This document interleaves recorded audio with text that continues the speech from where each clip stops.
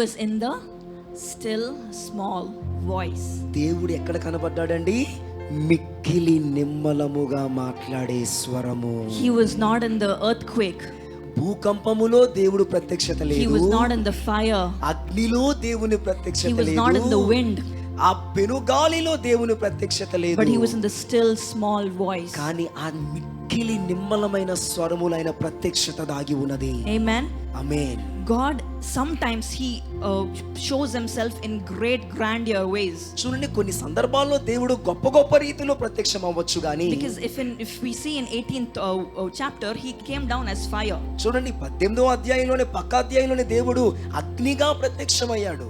But in chapter 19 he came down as a still small voice. కానీ 19వ అధ్యాయంలో మనం చూసినట్లయితే మిక్కిలి నిమ్మలముగా మాట్లాడే స్వరము ద్వారా ప్రత్యక్షమయ్యాడు. Do you know why he came down in a still small voice? ఎందుకని దేవుడు ఇటువంటి అల్పమైన స్వరము ద్వారా ప్రత్యక్షమయ్యాడు? Because Elijah was lonely. ఎందుకో తెలుసా? ఏలియా ఒంటరిగా ఉన్నాడండి. Elijah was lonely and God came in a still small voice. ఏలియా ఎలాగైతే ఒంటరిగా ఉన్నాడో దేవుడు కూడా ఒంటరిగా నిమ్మలముగా కలుసుకున్నాడు ఏలియాను. God comes to you in the situation that you are in. నువ్వు ఏ పరిస్థితి గుండా వెళుతున్నావో దానికి తగ్గట్టుగా అదే పరిస్థితిలో దేవుడు నీ వద్దకు వచ్చేవాడై ఉన్నాడు. Amen. In chapter 18 18వ అధ్యాయంలో he came down as fire because he had to come down as fire. 18వ అధ్యాయంలో దేవుడు అగ్నిగానే దిగి రావాలి కాబట్టి ఆ రకంగానే దిగి వచ్చాడు. But in 19th verse he was lonely, he was depressed, he needed that comfort. కానీ 19వ అధ్యాయంలో ఏలియాకు ఆదరణ కావాలి కాబట్టి ఆదరించేవాడిగా ఏలియా యొద్దకు దేవుడు దిగి వచ్చాడు. And he came down as that presence. చూసారా, అటువంటి మంచి నిమ్మలమైన సన్నిధి ద్వారా దేవుడు దిగి వచ్చాడు. We often think that God is in the big things. చాలాసార్లు దేవుడు అంటే చాలా ఏంటో పెద్ద పెద్ద విషయాలు అనుకుంటాం మనం. He should be in the miracles, he should be in the prophecies, he should be in the big things that are happening around.